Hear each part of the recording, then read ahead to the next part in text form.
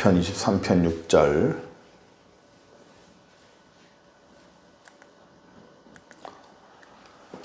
내 평생의 선하심과 인자하심이 반드시 나를 따르리니 내가 여호와의 집에 영원히 살리로다.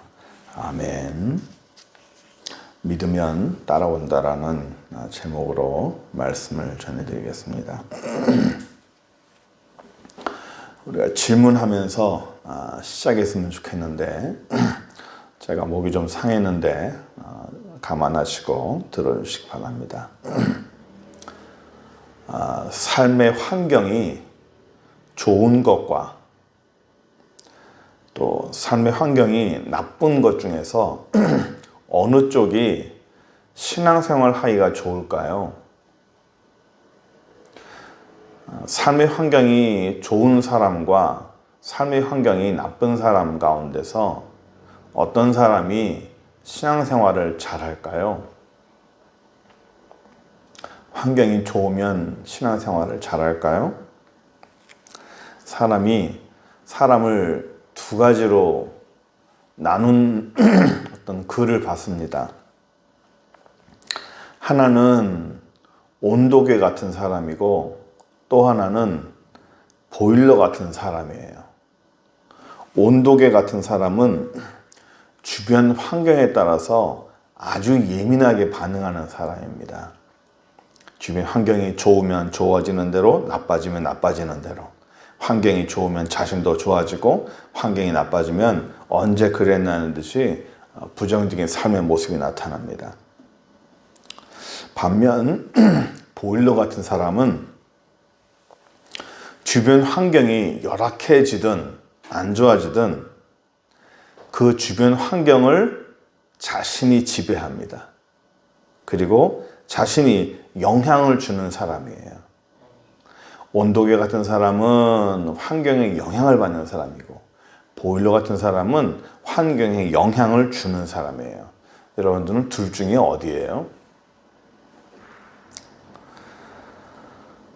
이 말이 제일 많고 핑계가 많은 사람이 온도계 같은 사람입니다.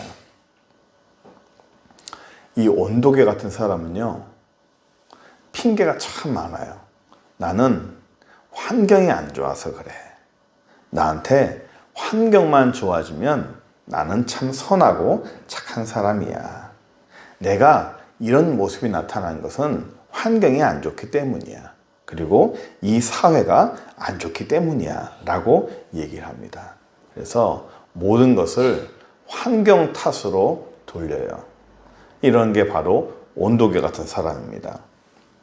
팔전가시나라는 말이 있어요. 옛날에 한번 사용한 것 같은데 팔전가시나가 뭐냐면 팔자타령, 전생타령, 그 다음에 가문타령, 시댁타령, 나라타령. 그러니까 환경이 다 이렇게 이런 것만 탓하는 거예요. 좋은 환경이 좋아지면 신앙생활도 열심히 하고 하나님께 헌신도 하고 헌금도 많이 할 텐데 환경이 안 좋아서 내가 좀 신앙생활 잘 못하고 이런다.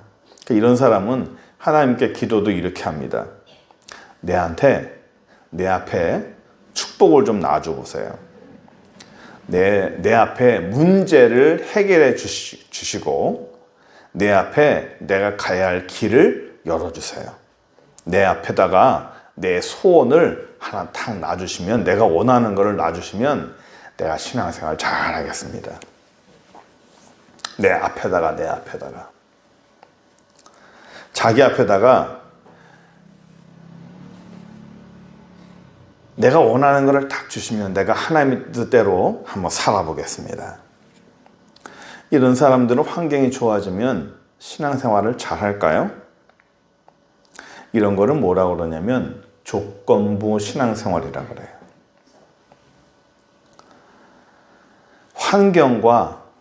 환경과 신앙이 정비례해요. 환경이 좋아지면 신앙도 좋아지고 환경이 나빠지면 신앙도 나빠지고. 저 사람은 신앙이 좋아. 그걸 어떻게 믿죠? 그 사람의 신앙이 환경이 안 좋아졌을 때를 봐야 돼요. 좋을 때는요, 다 잘해 보여요. 평범할 때는요, 고민이 없을 때는 신앙생활 다 잘해 보여요. 그 사람의 신앙은 언제 드러납니까? 불 속에 들어갈 때 나타나는 거예요. 환경이 나빠지고 내가 원하는 상황이 안 되면 바로 그 사람의 진짜 모습이 드러납니다. 우리는 오늘 시편 23편을 계속적으로 보고 있어요. 오늘 시편 1편부터 꾸준하게 봐왔는데 여호와는 나의 목자시라는 다윗의 고백부터 지금까지 보고 있습니다. 우리는 오늘 6절을 통해서 다윗의 신앙 고백을 통해서 정말 축복받는 사람, 너무나 많은 사람들이 하나님 앞에 내 앞에다가 축복을 놔줘 보세요. 하나님, 내가 축복받기 원해요. 하나님, 나한테 이거 한번 줘보세요. 나한테 돈 한번 줘보세요. 나한테 건강 한번 줘보세요. 하나님, 내 소원 한번 성취해 줘보세요. 그럼 나 잘할게요. 이런 소원을 하는 사람이 다윗이 어떻게 했는지, 정말 그렇게 하나님 앞에 축복을 받고 싶고 그렇게 하나님께서 내 삶을 잘 연결해주고 그런 형통한 그런 삶이 되고 싶다면 이 시편을 향해서 다윗을 통해서 나타나신 하나님이 어떤 분인지, 그리고 다윗은 어떻게 했길래 하나님 앞에서 그렇게 축복을 받는지를 우리가 잘 보고 오늘 우리가 은혜 받는 시간 되기를 간절히 기도합니다. 오늘 6절을 해서 단어를 하나씩 풀어가면서 설교를 진행하고자 합니다. 먼저 첫 문장에서 이런 게 있어요. 내 평생의 선하심과 인자하심이 반드시 나를 따르리니. 내 평생의 선하심과 인자하심이 반드시 나를 따를 것이다. 이 따른다라는 이 말은 정확히 원어상의 히브리어로는 추격하다, 쫓아오다 라는 그런 뜻이에요. 어디를 가든지 절대로 놓치지 않고 따라온다라는 거죠. 이 본문 보시면 내 평생의 선하심과 인자하심이 나를 따른다고 했는데, 실질적으로 다윗이 이 추격당하고 다윗을 따라오는 것은 누구죠? 사울입니다. 이 23편은 다윗이 사울에게 추격을 당하면서 이 광야에서 보낼 때 적은 시예요. 정말 황무지와 같이 어려운 시절에 하나님께 찬양하면서 보낸 시인데, 사울은 자기 왕권에 위협이 된다고 다윗을 계속적으로 죽이려고 그랬어요. 다윗이 어디에 숨어 있든지 군대를 보내서 다윗을 죽이려고 그랬고, 다윗은 계속적으로 도망자 신세를 벗어날 수가 없었습니다.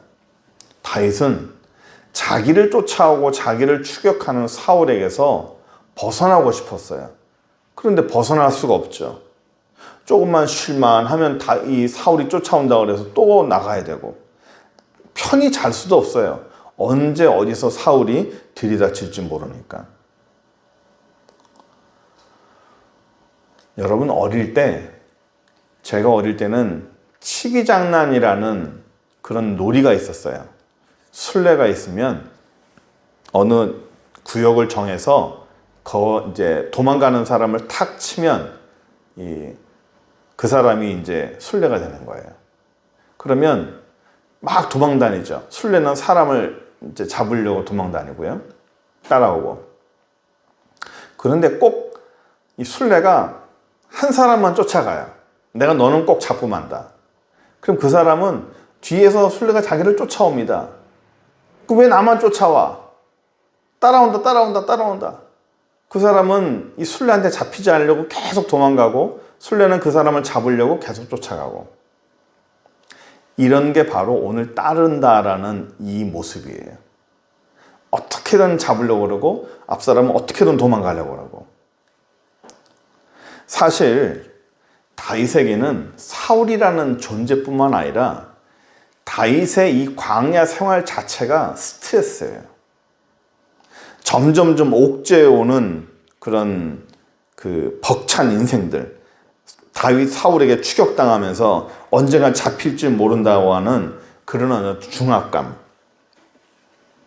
근데요, 우리가 23편을 보면 다윗은 사울에게 받는 그런 스트레스, 사울이 나를 쫓아오면서 내가 받는 그런 생명의 그런 위협들, 이것보다도 사울이 나를 쫓아오는 것보다 하나님이 나를 따라오는 그 섭리와 은혜가 더 크다고 오늘 본문은 말하고 있는 거예요. 사울이 주는 환경적인 스트레스보다도 하나님이 주시는 은혜와 보호하심이 더 크다는 것을 오늘 다윗의 고백인 줄 믿습니다. 아람 군대한테 포위당한 엘리사가 사환에게 이렇게 얘기했어요. 사환이 너무 떨어서 우린 죽었습니다 그랬더니 엘리사가 뭐라고 그러냐면 우리와 함께한 자가 저들과 함께한 자보다 더 많다. 저는 이게 이 말이 너무 좋아요.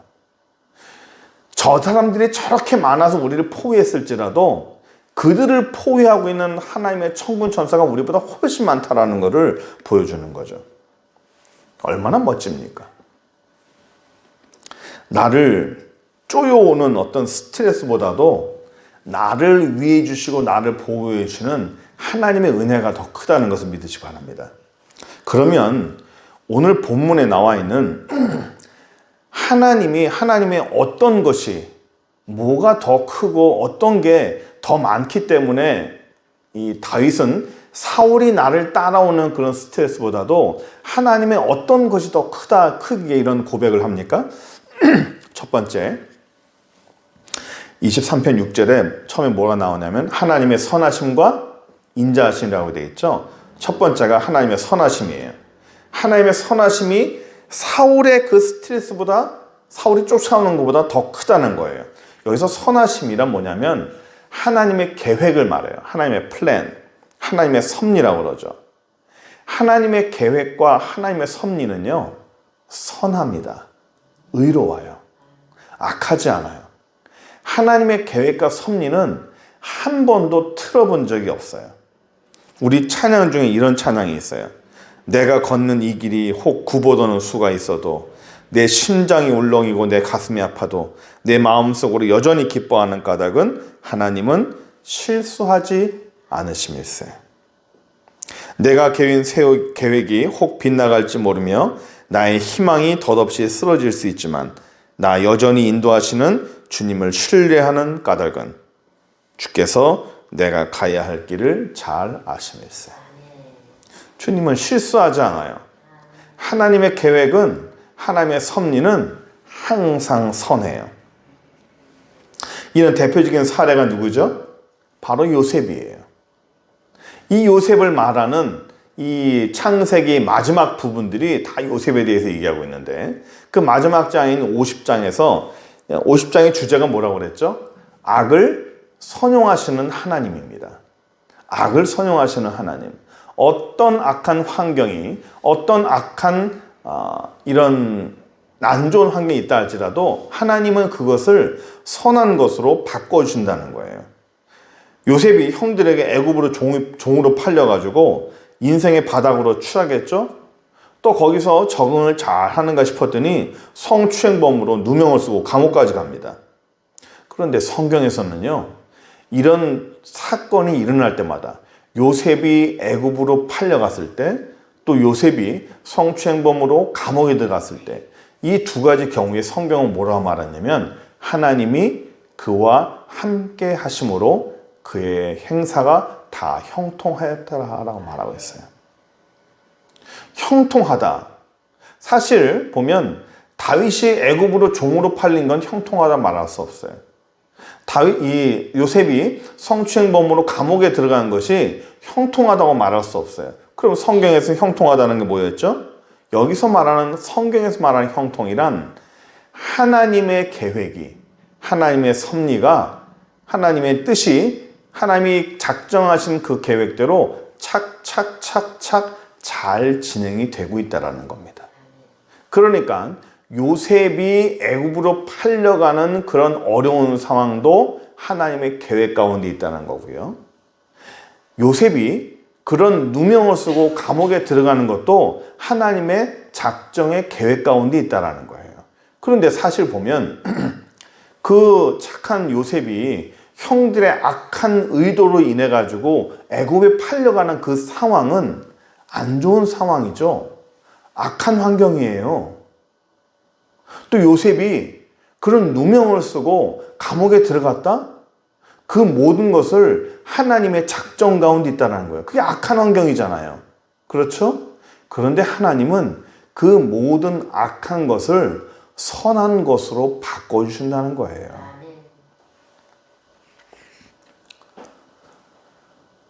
그래서 다윗은 지금의 악한 환경, 사울에게 쫓겨다니고 생명의 위협을 다니고 스트레스 받고 맨날 점점 조여오는 스트레스 이런 거보다도 사울에게 당하는 그런 스트레스보다도 하나님의 선한 계획이 더 크다고 고백하는 거예요.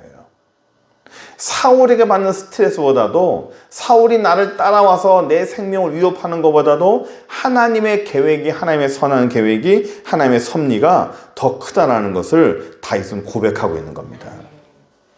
맞아요. 사실 우리한테도 똑같습니다.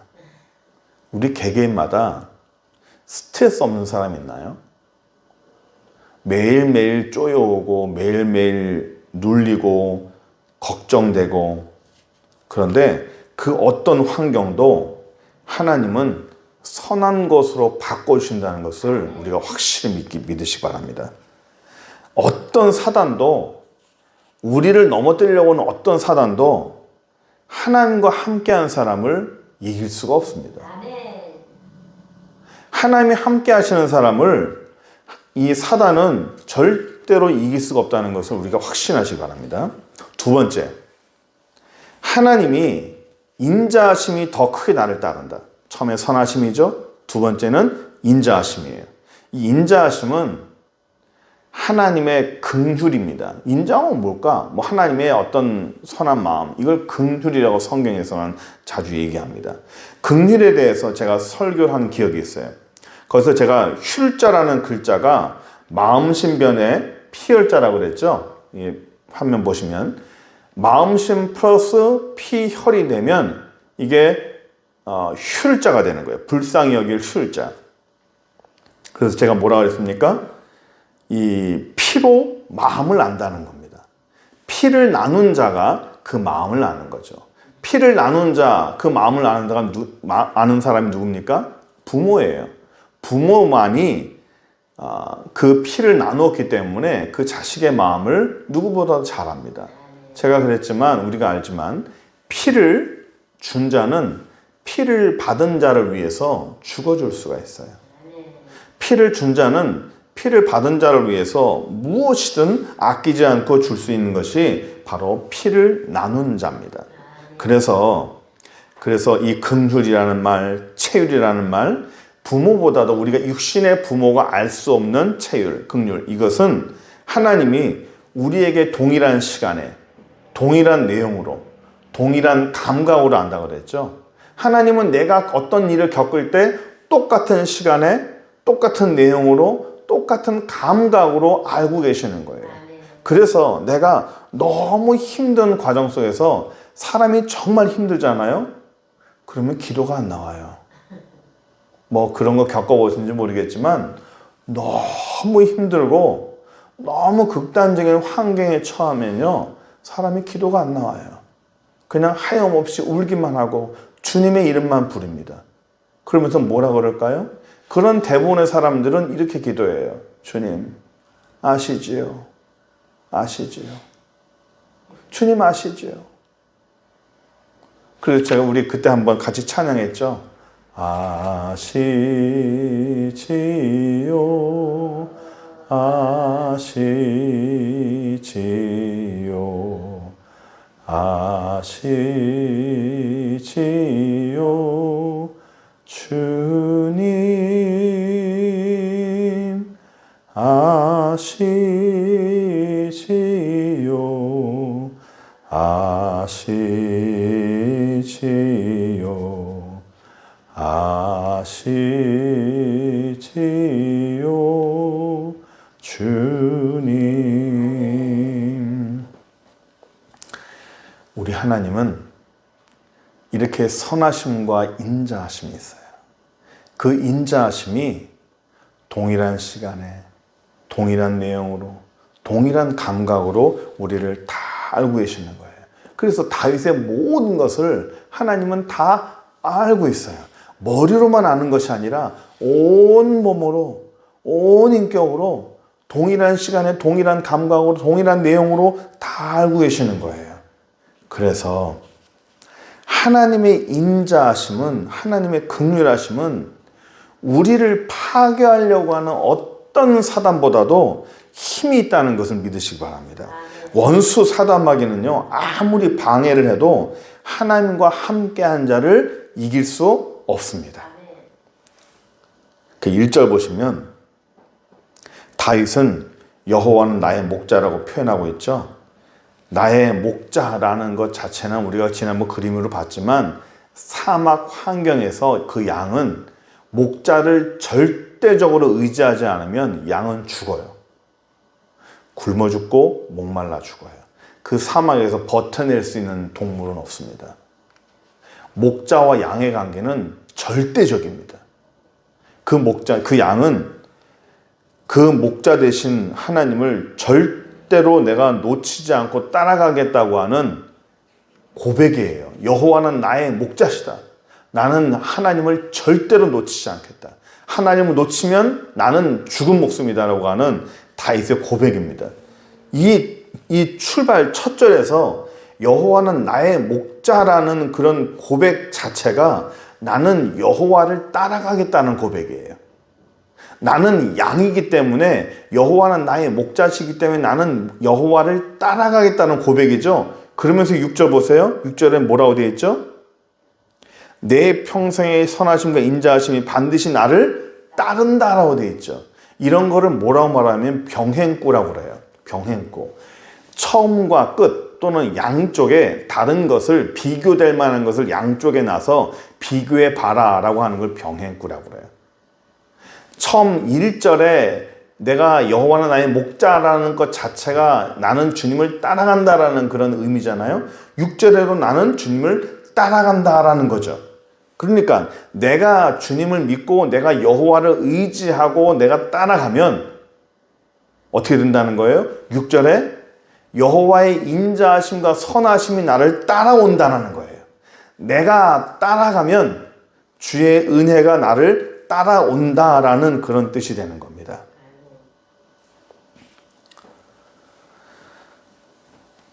마태복음 6장 25절에 이런 말씀이 있어요. 그러므로 내가 너희에게 이르노니 목숨을 위하여 무엇을 먹을까 무엇을 마실까 몸을 위하여 무엇을 입을까 염려하지 마라.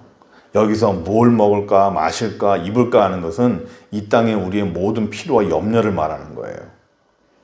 이걸 뭐라 그러죠? 구하지 말래요. 염려하지 말래요. 그러면서 마태복음 6장 33절에 이런 말씀합니다.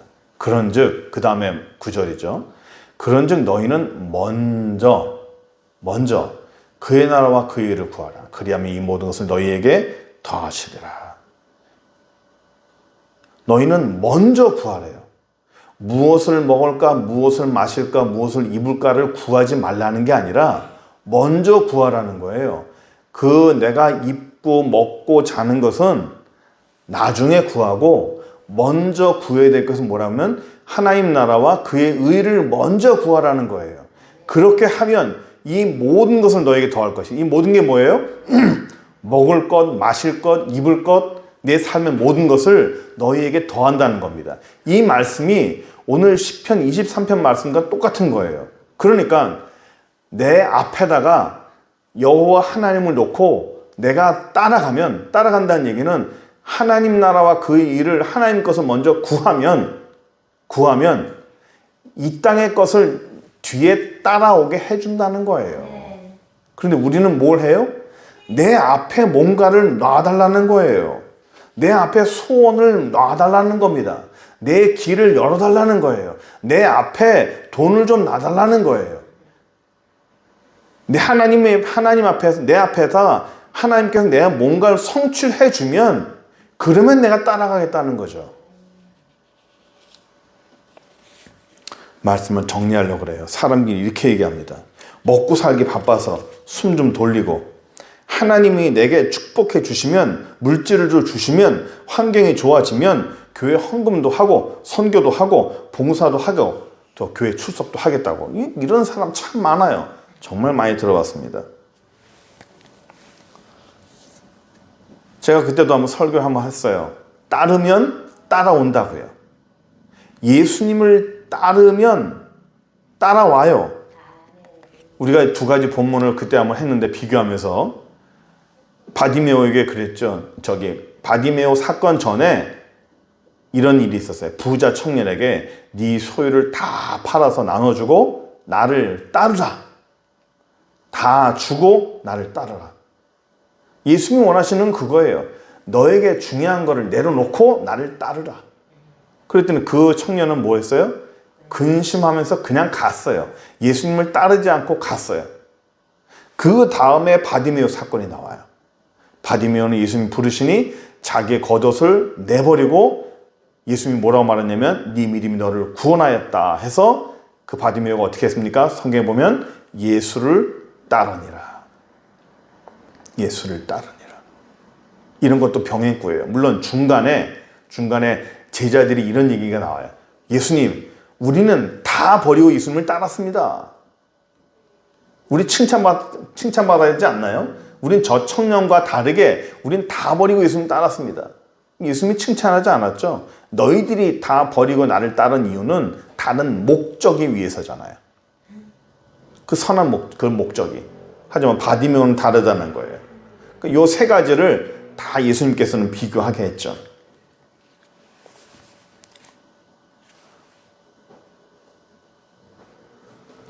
중요한 것은 예수님께서 나를 따라오려면, 나를 따르려면 일단은 내려놓으라는 거예요. 조건부가 아니라는 겁니다. 조건부가 아니라는 거예요. 마태복음 16장 1절에 바리새인과 사두개인들이 뭐라 말하냐면 예수를 시험하여 하늘로부터는 표적 보기를 원했어요.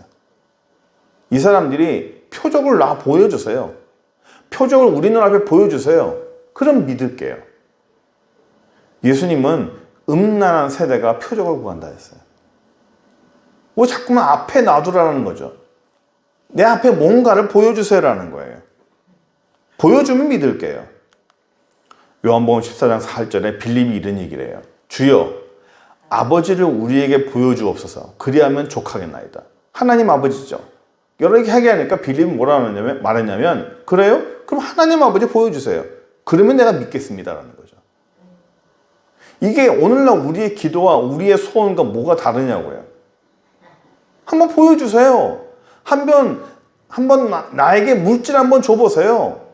한번 우리 집 한번 팔아주세요. 내 이런 소원 한번 해결해 줘보세요. 그럼 내가 믿을게요. 내 병 낫게 해주세요. 그럼 내가 교회 나갈게요. 내 불치병 낫게 해주세요. 그럼 교회 헌금할게요. 주님을 믿을게요. 조건부예요. 내 앞에 필요한 것을 내가 해결해 주시면 예수님을 따라가겠습니다 라고 하는 거예요. 반대입니다. 반대가 돼야 되는 거예요. 내 앞에 내 필요한 것을 두시면 예수님을 따라가겠습니다가 아니고 예수님을 믿고 따라가면 나한테 필요한 것이 뒤에 따라온다예요. 내가 예수를 믿고 주님을 따라가면 내 뒤에 따라온다라는 거예요. 다윗은요, 여호와 하나님을 나의 목자라고 고백하면서 절대적으로 의지하고 따라가니까 하나님의 은혜와 긍휼이 다윗을 놓치지 않아요. 다른 은혜와 하나님의 선하심과 인자하심이 반드시 나를 따른다는 얘기는 하나님의 선하심 계획과 하나님의 긍휼이 다윗을 놓치지 않고 다윗을 반드시 따라간다는 거예요. 설사 사울의 힘이 크고 사울로 인해서 목숨이 조여오고 스트레스 크다 할지라도 나를 보호하시고 함께 하시는 하나님이 더 위대하다라고 다윗은 고백하는 겁니다. 내가 주님을 따라가니 주의 은혜가 반드시 나를 따라온다라는 겁니다. 내가 믿고 따라가니 주의 은혜가 내 뒤에 자연적으로 따라온다라는 거예요. 하나님의 선하심과 인자하심이 함께 하시는 우리는 반드시 하나님이 세상을 이기게 하심을 믿으시기 바랍니다. 요한일서 5장 4절 우리가 보고 정리하려고 그래요. 무릇 하나님께로 난 자마다 세상을 이기느니라.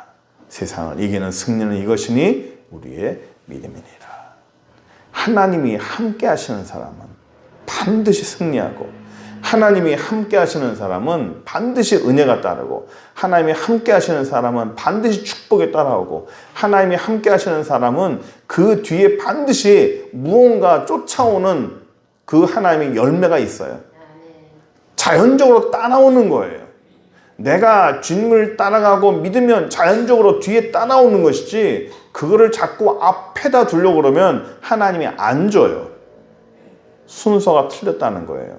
우리의 삶에서 내 앞에 뭘 둬야 되는지, 무엇을 먼저 둬야 되는지, 너희는 먼저 그의 나라와 그의 의를 구하라라고 말씀하시는 것처럼 우리의 삶에서 우선순위를 잘 생각해서 하나님이 원하시는 게 무엇인지를 우리가 잘 알고 깨달아 하시는 여러분 되기를 간절히 축원합니다. 기도하겠습니다. 전능하신 하나님 감사합니다.